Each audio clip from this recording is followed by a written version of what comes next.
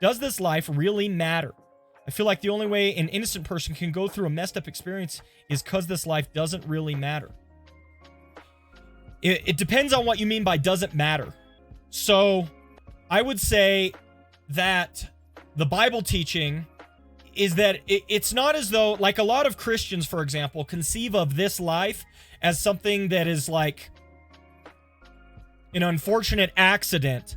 And, you know, we just have to stumble our way through this with our fingers crossed, but the life to come is going to be much better. That's only half true, okay? The life to come is going to be much better, but it doesn't mean that the life here and now doesn't have a purpose or an intention, right? And I actually would like to take your idea and flip it on its head. Life here matters because God allows us to go through messed up experiences so that we will grow, preparing us for the life to come. So, you are essentially in this world where things are wrong and the world isn't as it should be. We all know that. We look at it and we say to ourselves, okay, there's only two options. This doesn't matter, which is the essential position of naturalistic materialism, or this does matter because in God's sovereign plan, he has a greater purpose or intention in mind.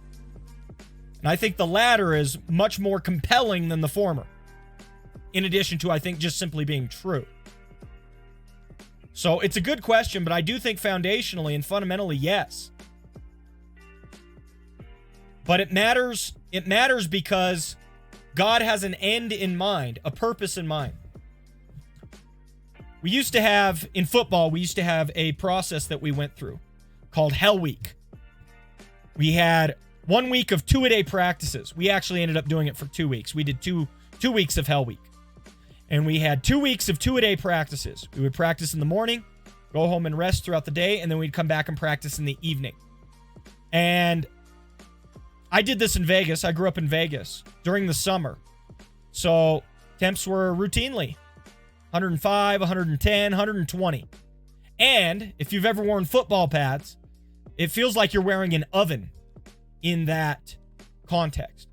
It feels like you're just wearing an oven.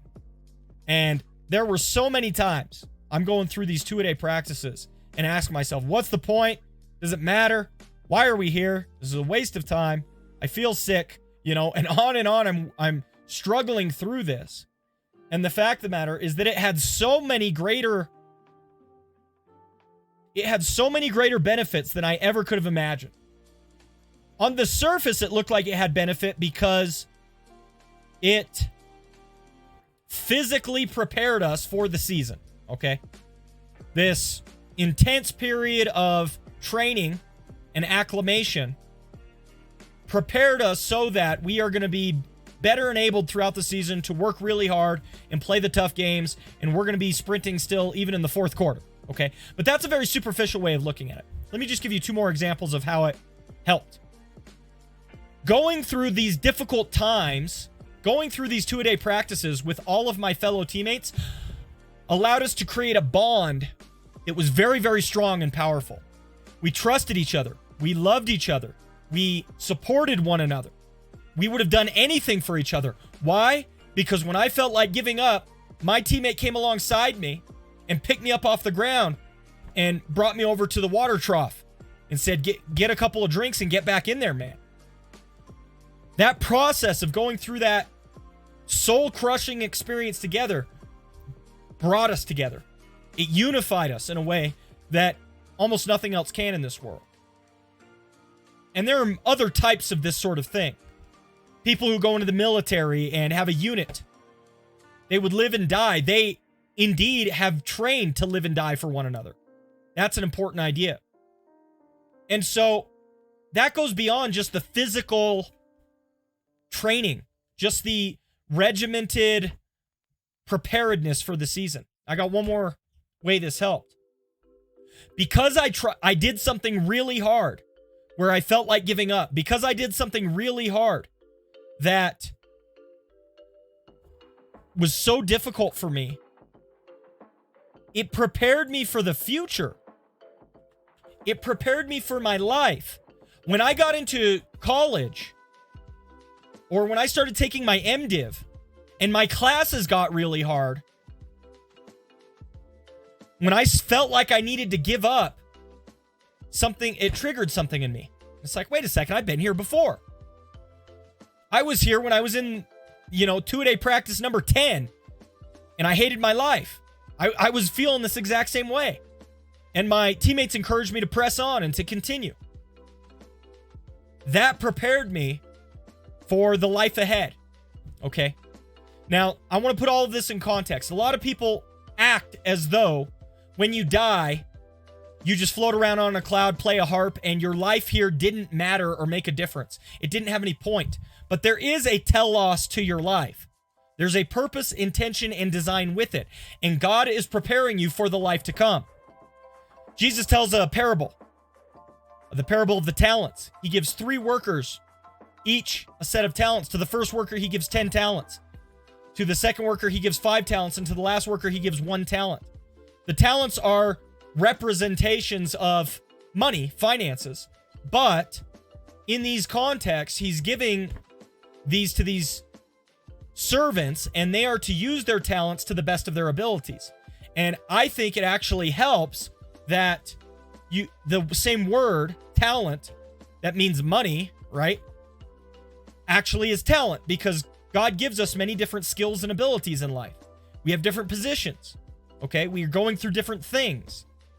And Jesus tells this parable, and the one who was given 10 talents and made 10 talents more is rewarded by God. Well done, good and faithful servant. The one who's given 5 talents and is given 5 talents more. Well done, good and faithful servant. And the one who is given 1 talent and hides his talent and doesn't use it because he's afraid, he's cast out of the kingdom where there's weeping and gnashing of teeth.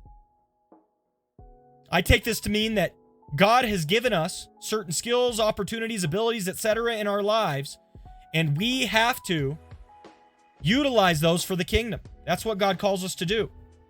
And if we will utilize those things for the kingdom, then God will say to us, well done, good and faithful servant. But if we don't utilize those things for the kingdom and we hide our talent because we're scared or we think it doesn't matter or it's not important, etc., then we are not utilizing the gifts and abilities that God has given us the way he wants us to.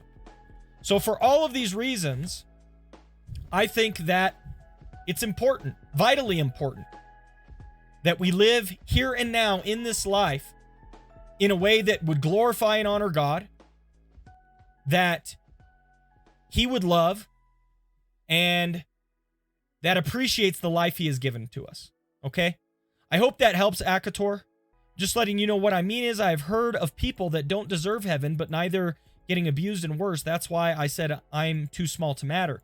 I feel like we have to move as a group of people with God's assistance rather than individuals as units. I don't know if that makes sense.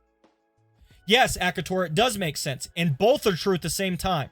I think we have a false dichotomy, this fake either-or proposition, that either we're a group or we're an individual. I think both are true at the same time. You are simultaneously an individual that God cares deeply about, but also a member of a group, or a member of groups which God cares about. And both of these things, I think, are true at the same time, right? I hope that helps. It's good questions. They're good concerns.